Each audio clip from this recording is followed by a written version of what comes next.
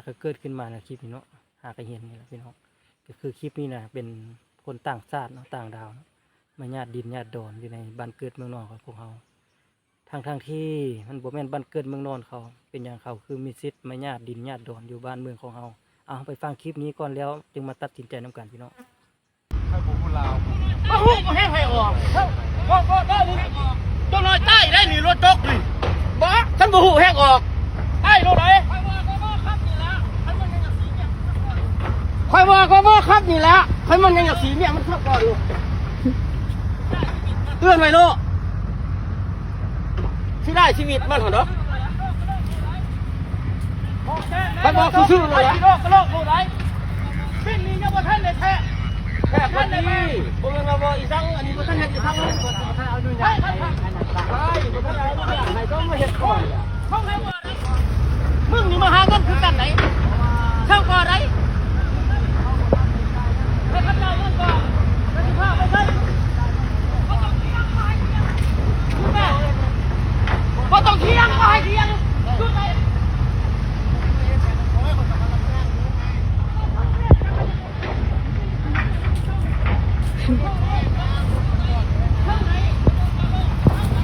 บอกตัวซื่อๆไร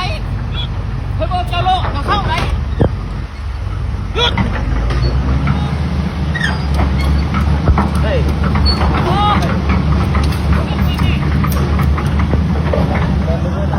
เข้าก่อนแม่เฮ้ยก่อนเราจะให้เอาเนาะน้องเลยมีความคิดอย่างไรเนาะ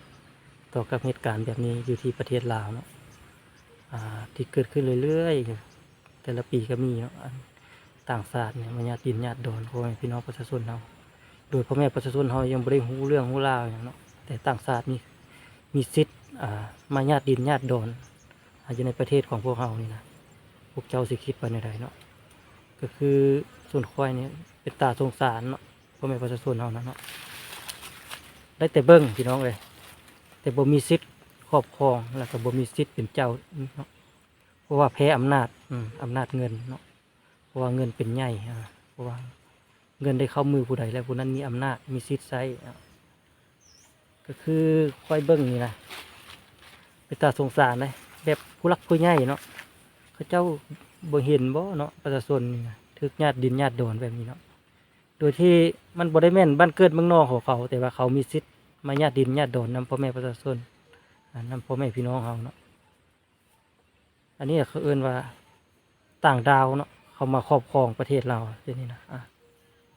ว่าเขามีสิทธิ์ญาติดินญาติดอนทุกมือนี่นะแต่เขาบ่มีสิทธิ์เป็นโทษอย่าง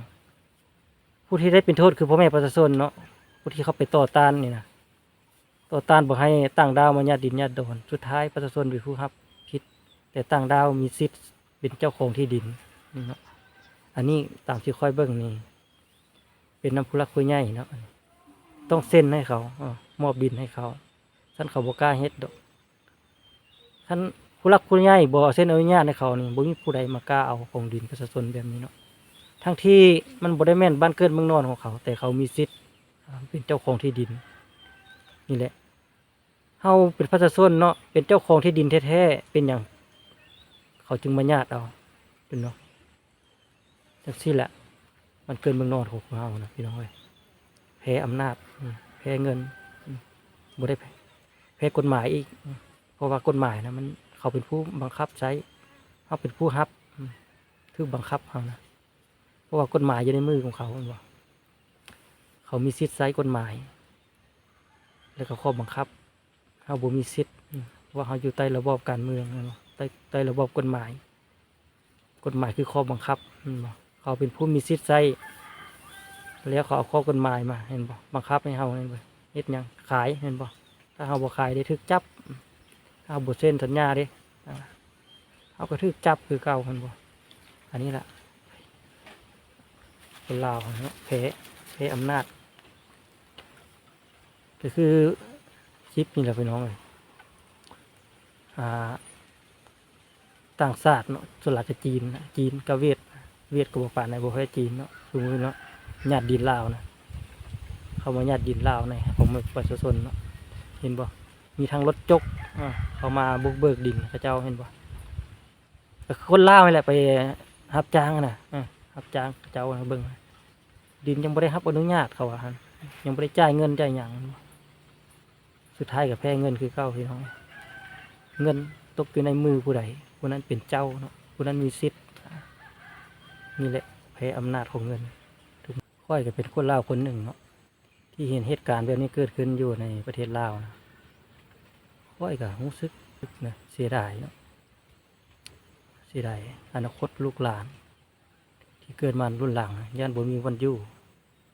เพราะว่าบ่อนใดก็ให้เขาสัมปทานมาแล้วเนาะ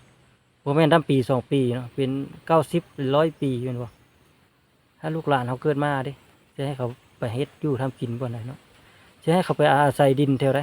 อยู่แม่นบ่เพราะว่าดินอยู่ใส่กระทึกให้เขาเจ้าสัมปทานมาแล้วแม่นบ่เขาเจ้าเซ็นสัญญามาแล้วที่ให้เขาไปหาเฮ็ดอยู่บ่อนใดอยู่ผู้ร่อนผาบ่อนมันสั้นมันก็ไกลแม่นบ่บ่อนใดมีดินพอวินเพียงเขาเจ้าทางแปลนแล้วผัดมาเส้นให้เขาเจ้าบุกเบิกมันบอกเฮ็ดมอบดินให้เขาเจ้าเนาะสุดท้ายล่ะมันขึ้นเมืองนอกตัวเองแท้แล้วบ่มีดินอยู่เป็นของต่างชาติเบิดมือนี้นะถามว่ามีกฎหมายในลาวนี่มีบ่มีแต่ว่าเฮาแพ้กฎหมายเพราะว่าเงินน่ะมันหลายก็เลยให้กฎหมายบังคับประชาชนผู้ที่บ่มีสิทธิ์นำไซจังซั่นแหละจึงเฮ็ดให้พ่อแม่ประชาชนเราได้แต่มื่นตาเบิ่งพี่น้องเอ้ยมื่นตาเบิ่งเนาะปากบ่ได้ไอบ่ดังพี่น้องเอ้ยได้แต่เบิ่งนี่เลยมันแพ้เด้มันแพ้ข้อกฎหมายมันแพ้อำนาจเนาะที่จริงนี่คันเจ้าอยากมอบสิทธิที่ดินให้ต่างชาติเจ้าต้องผ่านบ้านก่อนให้ประชาชนพ่อแม่พี่น้องเนาะยินดีตกลงว่าดินตัวนี้มอบให้บริษัทนั้นบริษัทนี่เนาะมาสัมปทานก่อนเจ้าจะอนุญาตให้เขามาบุกเบิกหรือมาเป็นเจ้าที่ดินเนาะเจ้าต้องผ่านบ้านก่อนปกตินะบ่แม่นสิลักเฮ็ดลักไปนะอันนี้ลูกบ้านเขาบ่ได้ฮู้เนาะประชาชนแม่นบ่ประชาชนเขาบ่ได้ฮู้แต่อยู่ๆเจ้ามาบุกเบิกโดยบ่ได้รับอนุญาตได้เขาบ่ได้รับฮู้อันนี้เขาเอิ้นว่าเจ้าลักขายที่ดินเนาะถ้าซั่นเขาเจ้าบ่กล้าเฮ็ดดอกคันผู้ใหญ่ผู้เซ็นมอบกรรมสิทธิ์ให้เขาบ่มีพายสิมาลักญาติเอาเนาะคนต่างดาวต่างชาติมาญาติเอาดินเอาดอนของตัวเองเนาะมันเกิดเมืองนอนของตัวเองให้ต่างดาวมาอยู่ถ้าเบิ่งเนาะเหตุการณ์นี้มันสิเกิดขึ้นอย่างไรเนาะต่อไปเนาะค่อยคิดว่าสุดท้ายนี่ประชาชนนี่ต้องได้ไปขอโทษเลยแบบนี้นะเนาะสุดท้ายนี่ประชาชนเป็นผู้ผิดที่น้องมันก็เฮ็ดอย่างบ่ได้เห็นบ่อยู่ภายใต้กฎหมายเด้กฎหมายเป็นข้อบังคับเราเป็นผู้ทึกบังคับเหตุใดก็ต้องยอมสามีก่อนพี่น้องเลยรอเบิ่งตอนต่อไปว่าเกิดอย่างขึ้นเนาะ